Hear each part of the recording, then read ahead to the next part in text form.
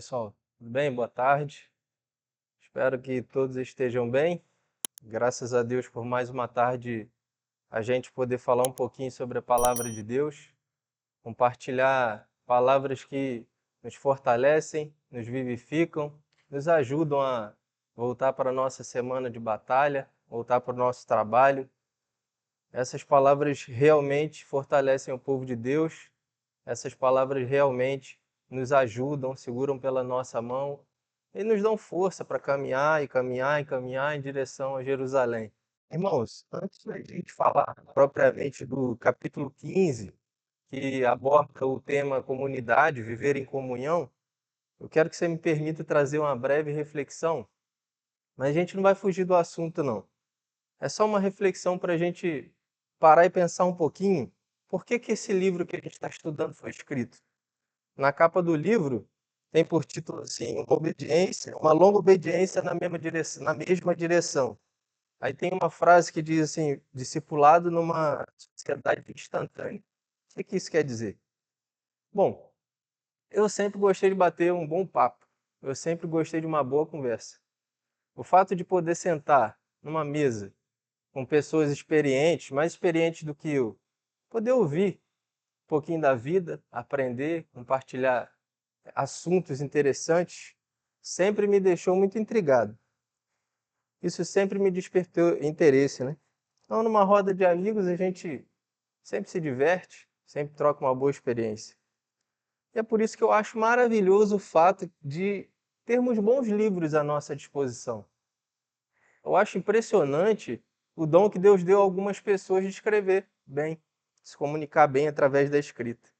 Porque num bom livro, num bom texto, num bom poema, a gente recebe a comunicação de alguém. A gente recebe a emissão daquilo que a pessoa enxerga sobre a vida, enxerga sobre determinado assunto. Então, pense comigo. Que livro maravilhoso nós temos, por exemplo, de como a história do Peregrino, que o Diego sempre fala aqui, né? Se o livro não tivesse escrito lá em 1678 por John Bunyan, a gente não ia ter conseguido, abre aspas, ter um papo com John Bunyan acerca da sua perspectiva. Imagina então se Deus não tivesse inspirado homens pelo Espírito Santo e esses homens, durante um período aproximado de 1500 anos, não tivessem escrito a Bíblia que a gente tem na nossa mão. O que a gente comemoraria dia 31 se Lutero não tivesse tido acesso às Sagradas Escrituras e trancado no monastério, ele não tivesse tido uma boa conversa com Deus e não tivesse aberto seu coração para entender aquilo que Deus tinha para falar para ele? Então, o que eu estou querendo dizer? Estou querendo dizer que a Bíblia é como se fosse um bom diálogo de Deus conosco. É isso que eu estou querendo dizer. Numa comunicação, há duas premissas: um emissor e também o receptor da mensagem. Deus escolheu uma forma maravilhosa de se comunicar conosco, ainda que não possamos vê-lo. E nós conseguimos responder a Deus, conseguimos responder à mensagem que ele emite para conosco. Como? Se a gente não vê Deus. A nossa resposta a Deus, porque quando nos comunicamos, não estamos num tipo de monólogo, mas a gente troca ativamente informações, troca experiências. Então você se pergunta, como que eu respondo a Deus? A resposta da gente para Deus, desse diálogo que ele resolveu ter com a sua humanidade, é aquilo que o autor chama de obediência. Porque obediência nada mais é do que você receber uma mensagem e a maneira como você transforma ela numa vida prática. Quando Deus te dá uma mensagem, você pode ignorá-la ou você pode transformar ela em ações práticas. E o tema de hoje, que é comunidade, viver em comunhão, se não tivesse sido abordado por Deus na sua palavra, se ele não tivesse decidido falar sobre esse assunto para uma igreja que vive numa sociedade tão instantânea e acelerada, certamente seria mais ignorado do que já é hoje em dia. Então, nós precisamos entender o que Deus quer dialogar conosco na Bíblia quando se fala de comunidade, de viver em comunhão. Vamos ver o que ele tem a dizer para a gente. Primeiro ponto, eu queria, antes de falar da linguagem do Salmo 133, que é o texto do capítulo 15 desse livro, ele aborda como tema central o capítulo 133 do livro de Salmo. Fala que é bom, quão suave é que os irmãos vivam em união. Todo mundo já conhece muito bem. Eu queria falar de 2 pontos básicos antes da gente tratar da linguagem que o salmista utilizou nesse texto. O primeiro ponto base é que comunidade é uma ordenança de Deus a toda a sua igreja, uma igreja saudável, né? Ela precisa viver em comunidade. Então não há pressuposto na palavra de Deus para que uma pessoa viva distante da sua comunidade. Em diversos versículos, principalmente no Novo Testamento, quando Deus se comunica com a sua igreja, como eu falei anteriormente, quando ele conversa com a sua igreja através da sua palavra, ele fala de uma igreja, ele inspira os escritores sagrados a falar de uma igreja que vive em constante comunhão. Você não encontra na Bíblia nenhum trecho no Novo Testamento que fale de um cristão que vive isoladamente. Mas quando você olha para o Novo Testamento, você vê pessoas unidas em constante oração e sendo abençoadas e a obra de Deus crescendo e crescendo e crescendo. O primeiro ponto é que não há espaço para aquilo que a gente chama de movimento de desigrejados. Não há pressuposto na Bíblia para dizer que um cristão que aceitou a Cristo, que se converteu ao Senhor, possa viver longe da sua comunidade, possa viver longe dos seus irmãos em Cristo, porque assim como um corpo, nós somos parte de um corpo e todos juntos formamos o corpo de Cristo. É como está escrito em Hebreus, capítulo 10, versículo 24 e 25. O autor diz: pensemos em como motivar uns aos outros na prática do amor e das boas obras, e não deixemos de nos unir, como fazem alguns, mas encorajando-nos mutuamente, sobretudo agora que o dia está próximo. 1 Coríntios 1,10 diz: irmãos, suplico-lhes que, em nome do nosso Senhor Jesus Cristo, que vivamos em harmonia uns com os outros e ponham fim às divisões entre vocês. Antes tenham o mesmo parecer, unidos em pensamento e propósito. Atos 2, 46, 47. Eles adoravam juntos no templo diariamente. Reuniam-se nos seus lares, eles comiam e partiam um pão com grande alegria e generosidade, sempre louvando a Deus e desfrutando a simpatia de todo o povo. E cada dia o Senhor lhes acrescentava aqueles que iam sendo salvos. A igreja crescia por meio da oração, da comunhão, da união e da harmonia. Então Satanás, astutamente, coloca no coração e na mente de muitas pessoas que elas não precisam viver em harmonia com seus irmãos. Elas podem viver a parte da igreja, elas podem viver a parte da comunhão. O que Satanás está querendo, na verdade, fazer com o corpo de Cristo nos dias de hoje é tentar ocupar tanto os membros do corpo de Cristo, tentar colocar a igreja tão dispersa a ponto delas não se importarem mais em viver acompanhados uns dos outros.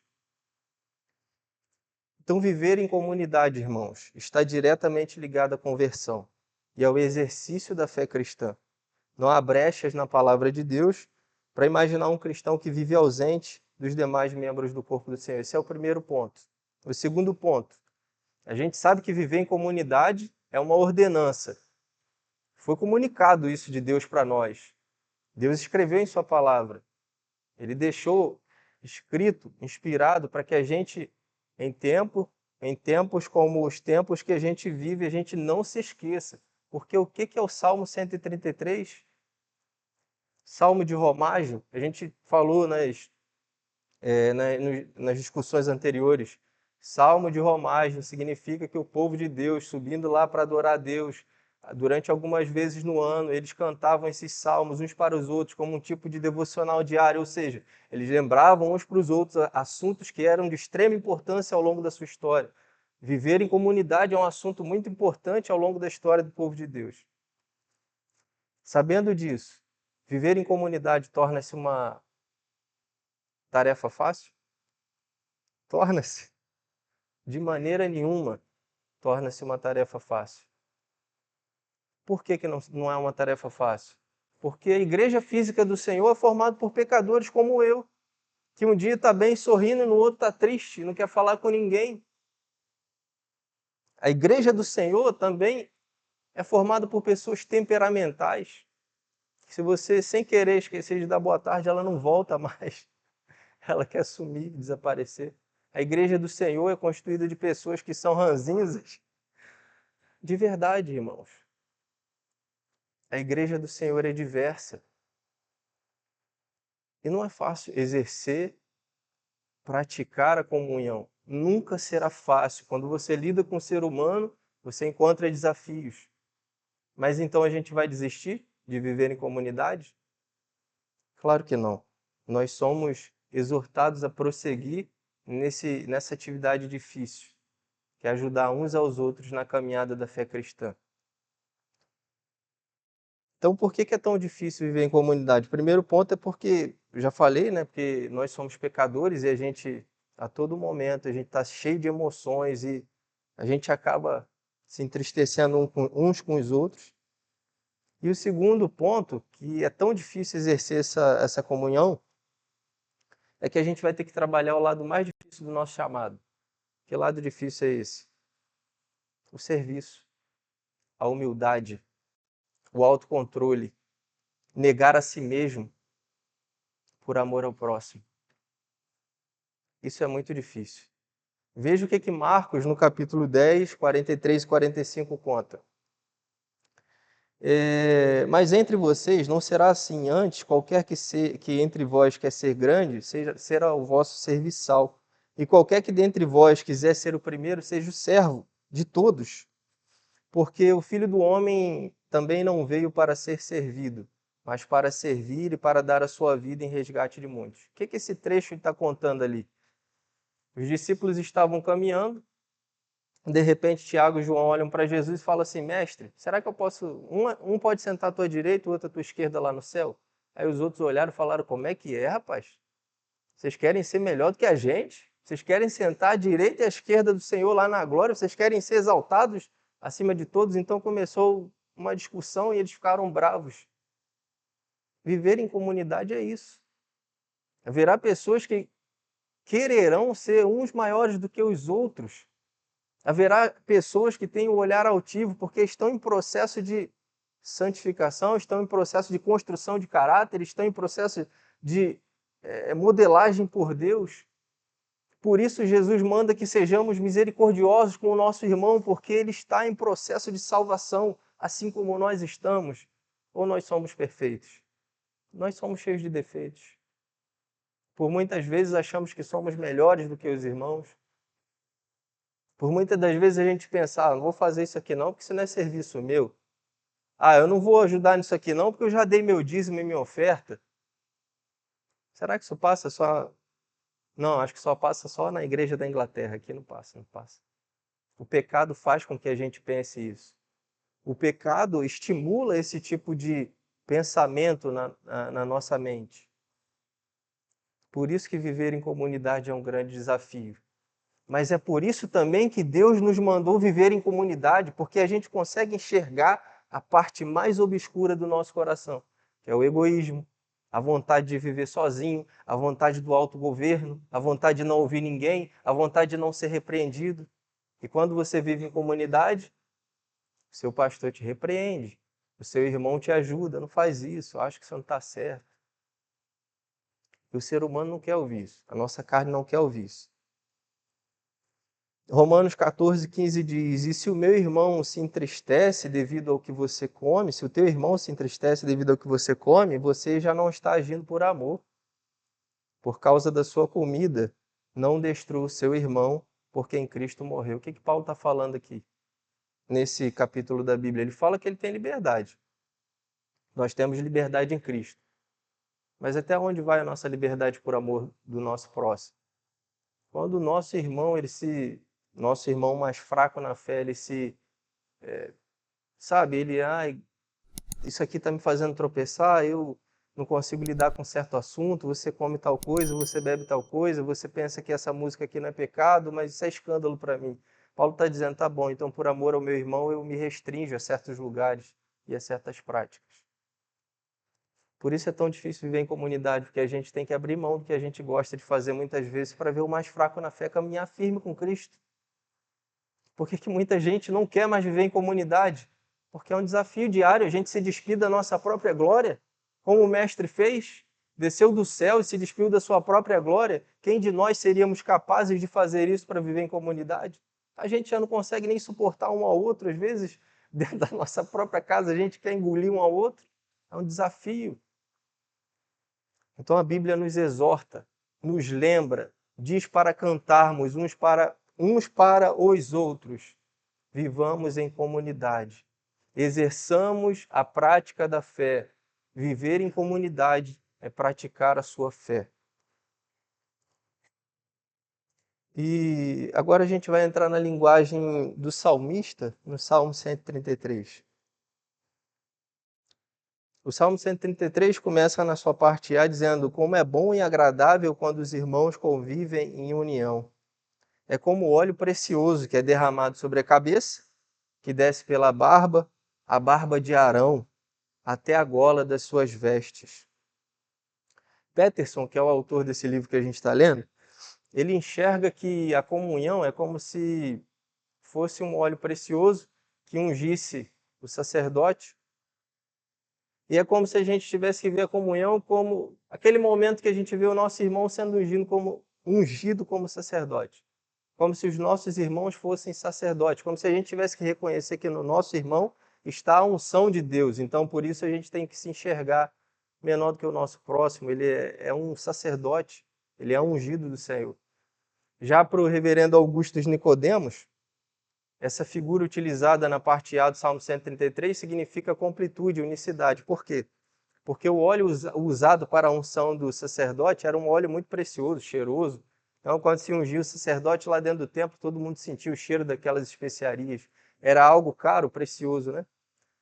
E o salmista fala, é como o óleo que é colocado sobre a cabeça, então desce pela barba e também pela gola. A gola aqui no texto não é essa gola, é a parte interna inferior da veste do sacerdote, ou seja, sobre a cabeça, sobre a barba e escorria por todo o corpo. Isso, na visão do reverendo Augusto, significa completude, unicidade, porque escorre por todo o corpo. Viver em harmonia é como se a unção de Deus descesse sobre a vida daqueles que estão em comunhão. É algo completo, é algo em que Deus vê graça. A parte B diz: é como o orvalho do Hermon, quando desce sobre os montes de é como o orvalho do Hermon quando desce sobre os montes de Sião. Ali o Senhor concede a bênção da vida para sempre. Eu não sei se vocês já pararam para pesquisar, mas olhando para esse capítulo 15 aqui, eu fui pesquisar sobre o Monte Hermon. É como o orvalho que desce sobre o Hermon e também desce sobre Sião. Sabe qual é a distância que o Monte Hermon está do Monte Sião? Cerca de 10.694 quilômetros. É muito chão, né? Eles estão extremamente distantes. E como que um orvalho cai sobre um e também cai sobre o outro? E ali está a bênção do Senhor. O Monte Hermon é um dos montes, eu acho que é o monte mais alto ali de Israel. E o Monte Hermon é conhecido por ter um orvalho muito grosso, né? Desce sobre ele uma névoa muito densa. E então, ele tem neve lá nele e a vegetação é verdejante, né? Ele está a não sei quantos mil metros de altura acima do nível do mar. E o impressionante é que o mesmo orvalho que faz com que aquela vegetação seja verdejante lá no Hermon, é o orvalho que vai por cerca de 10 mil e poucos quilômetros e alcança o Monte Sião. Eu não sei se vocês já pesquisaram sobre isso.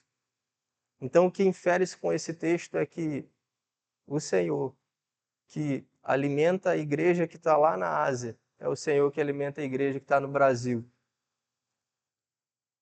Estar em comunhão não significa estar próximo fisicamente. Estar em comunhão significa ligar-se ao seu irmão em Cristo pela fé, por amor, orar por ele, sofrer com ele, sentir o que ele sente. Então, o que a gente pode concluir? Que Deus se comunicou com o homem através de uma das formas mais primitivas que foi a sua palavra, a comunicação escrita.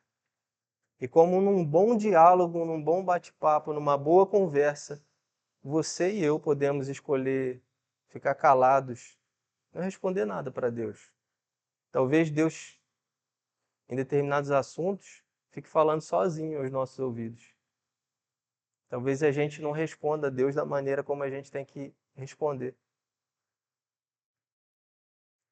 E a maneira como temos que responder a Deus, porque nós não estamos num monólogo, onde é um tipo de peça, né, que uma pessoa fala, mas não se dirige ao seu público, ele fala sozinho. A maneira como devemos responder a Deus é através da obediência. E viver em comunhão. Eu não posso dizer que é um pressuposto para a salvação, porque o pressuposto para a salvação é a graça, é a morte de Cristo, é tudo por Ele, tudo por causa dele. Mas eu te garanto que uma igreja saudável não vive sem a comunhão. Eu te garanto que um cristão saudável não vive sem estar em comunhão com a sua igreja.